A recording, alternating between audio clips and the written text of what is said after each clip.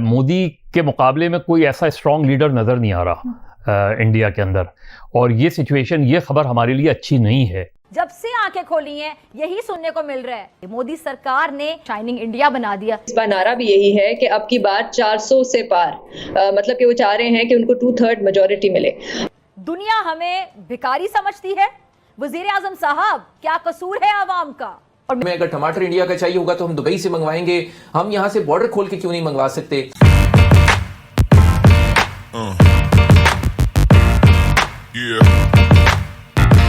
کانگریس اور B J پی اس دفعہ بھی انہی دونوں میں سے ایک اور بی جے پی کے زیادہ امکانات ظاہر کیے جا رہے ہیں، کیا سمجھتی ہیں، کیا ایکسپیکٹیشن ہونی چاہیے؟ پولز جو ابھی تک آ رہے ہیں انڈیا میں، اس میں تو یہی لگ رہا ہے کہ بی جے پی بڑی کمفرٹیبل پوزیشن میں ہے اور وہ جیت جائے گی۔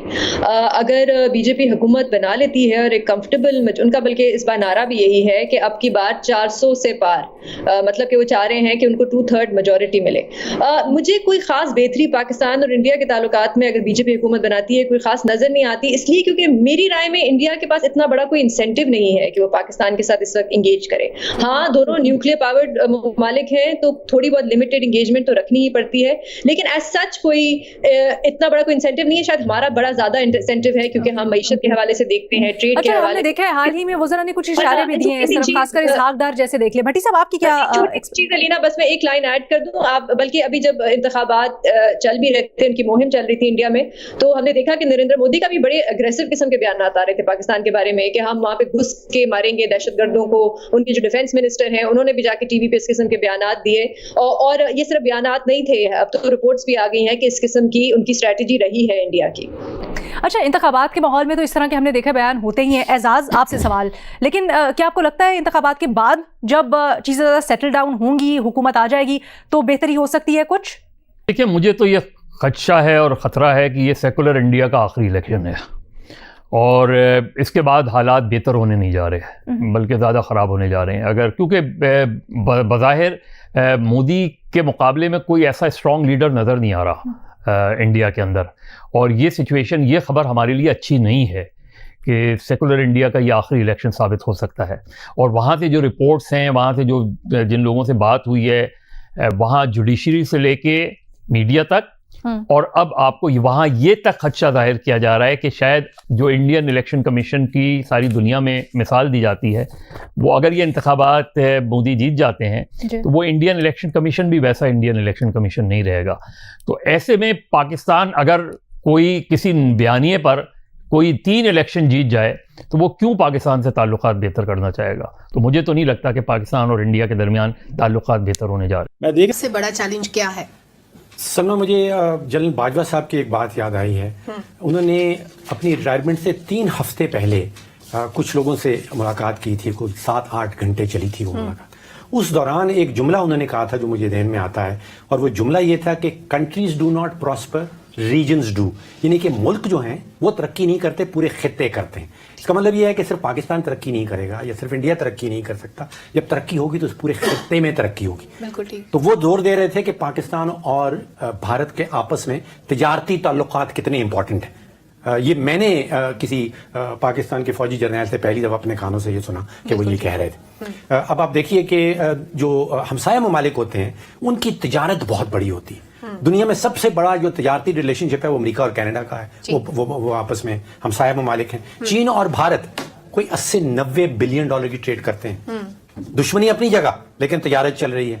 چین اور تائیوان، دشمنی اپنی جگہ لیکن تجارت چلتی رہتی ہے۔ تو ہم بھی سیکھ سکتے ہیں کہ دشمنی اپنی جگہ لیکن انڈیا کے ساتھ اگر تجارت کھولی جائے تو یہ پورے خطے میں ترقی آ سکتی ہے۔ جو سب سے بڑا چیلنج ہے سلمہ، جو آپ کو اوریجنل سوال تھا، وہ روایتی ہے، وہ پاکستان کو کس طرح بیلنس کرنا ہے اپنی ریلیشن شپ چین اور امریکہ کے ساتھ۔ چین اور امریکہ کا بڑا سخت آپس میں کشیدگی ہے، آپس میں لڑائی ہے، اور ہمارے وہ دونوں دوست ہیں۔ تو ہمارے لیے بہت بڑا چیلنج ہوگا کہ ہم نے اس ریلیشن شپ کو کس طرح بیلنس کرنا ہے۔ دیکھیے، معیشت اور خارجہ پالیسی کا ایک بڑا گہرا گٹھ جوڑ ہے۔ جس ملک کی معیشت تکڑی ہوتی ہے اس کی فورن پالیسی، خارجہ پالیسی بھی تکڑی ہوتی ہے۔ ہماری معیشت کمزور ہے، ہمارے پاس خارجہ پالیسی کے محاذ کے اوپر چوائسز بہت کم رہ جاتی ہیں۔ سعودی عربیہ ہے، UAE ہے، چین مدد کرتا ہے، امریکہ IMF کے تھرو مدد کرتا ہے، तो हमारी चॉइसेस बहुत कमज़ोर हैं बिकॉज हमारी मईशत कमज़ोर है। बिल्कुल ठीक है, हमारी मईशत कमज़ोर होने की वजह से हमारी चॉइसेस लिमिट हो गई। और वर्ल्ड बैंक ने आज एक फहरिस्त भी जारी किया आमिर सईद अब्बासी साहब, जिसमें पाकिस्तान गरीब तरीन ममालिक की फहरिस्त में शामिल है। अब आ जाते हैं उन ममालिक पे जिनके साथ हमारे बहुत अच्छे ताल्लुकात हैं, वो हमारी जो भी हुकूमत आती है उसको ग्रीट भी करते हैं, अच्छे ताल्लुकात भी जाते हैं। शहबाज शरीफ साहब को भी अभी मुख्तलिफ ममालिक से टेलीफोन आए मुबारकबादों के, और वो सिलसिला हमने देखा। लेकिन ये सारे अच्छे ताल्लुकात हमें हर बार इन टर्म्स ऑफ मनी या इन्वेस्टमेंट ट्रांसलेट होते नजर नहीं आते, क्यों? की बुनियादी वजह तो यही है कि बैगर्स आर नॉट चूजर्स। तो क्योंकि हमारी जो मईशत है, हमारे जो माली हालात हैं, वो इतने कमज़ोर हैं कि जब हम किसी मुल्क से ताल्लुकात बनाने की भी बात करते हैं तो उन्हें ख़तरा होता है कि शायद हम उनसे कुछ जो है वो पैसे मांगने जा रहे। तो और दूसरी जो बात, आपका जो दूसरा सवाल था कि जो पड़ोसियों के हवाले से था, देखें कहा जाता है ना कि you can change your friends but not neighbours. आप अपने दोस्तों को तो तब्दील कर सकते हैं बट अपने पड़ोसियों को तब्दील नहीं कर सकते। तो ये वो वक्त है कि जब सियासी जो इख्तलाफात हैं उनसे बाला होकर हमें एक फैसला करना होगा कि हमें अपने सारे पड़ोसियों के साथ न सिर्फ अच्छे ताल्लुकात बल्कि उनके साथ जो बिजनेस टर्म्स हैं उनको इम्प्रूव करना होगा। रजिस्टर डॉक्टर साहब ने भी कहा कि देखिए, अगर आप यूरोप को देखें, आप दुनिया के दीगर ममालिक को देखें, तो पूरे जो रीजन्स हैं वो आपस में कोऑपरेट करते हैं, कनेक्ट होते हैं और एक दूसरे के साथ ट्रेड करते हैं, कोऑपरेशन करते हैं, तो वो पूरे खित्ते तरक्की करते हैं।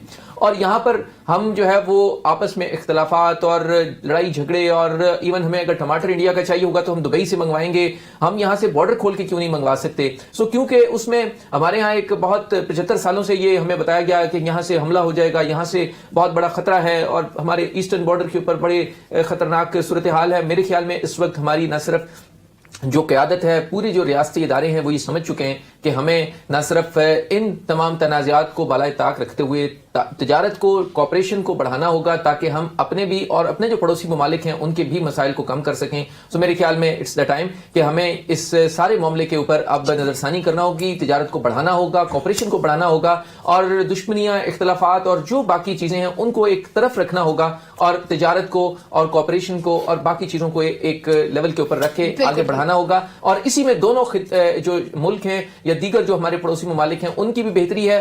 तो दोस्तों, कैसी लगी आपको ये वीडियो? अगर आपको ये वीडियो पसंद आई है और इसी तरह की और वीडियो देखने के लिए हमारे चैनल को लाइक, शेयर, सब्सक्राइब करना ना भूलें। जैसा कि हमने इस वीडियो में देखा कि कैसे जो कमर चीमा और साजिद तार हैं, उन्होंने बताया कि जो मोदी जी हैं वो इंडिया को एक सुपर पावर बनाने में लगे हुए हैं, और उनका जो मैनिफेस्टो बीजेपी का 2024 के इलेक्शन के लिए आया है, उसके अंदर भी मोदी जी ने इंडिया को एक ग्लोबल सुपर पावर की तरह ही देख रहे हैं। साथ ही में जब कमर चीमा ने इंडिया का कंपैरिजन पाकिस्तान से किया कि पाकिस्तान के अंदर भी सऊदी अरेबिया इन्वेस्टमेंट करेगा, तो उस पर साजिद तार ने उन्हें समझाया कि इंडिया से पाकिस्तान का कंपेयर करना बेवकूफ़ी है। पाकिस्तान के अंदर जो भी पैसा आएगा वो लंदन और दुबई में चला जाएगा, क्योंकि जो उनके प्राइम मिनिस्टर, जो भी उनके लीडर्स हैं, वो सब पाकिस्तान छोड़कर लंदन, दुबई के अंदर प्रॉपर्टी खरीद ले, और पाकिस्तानियों के अंदर देशभक्ति नाम की कोई चीज़ नहीं है।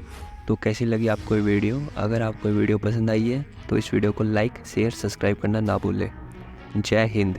तो हेलो दोस्तों, कैसी लगी आपको ये वीडियो? अगर आपको ये वीडियो पसंद आई है तो इस वीडियो को लाइक, शेयर, सब्सक्राइब करना ना भूलें। जैसा कि हमने इस वीडियो में देखा कि कैसे ईरान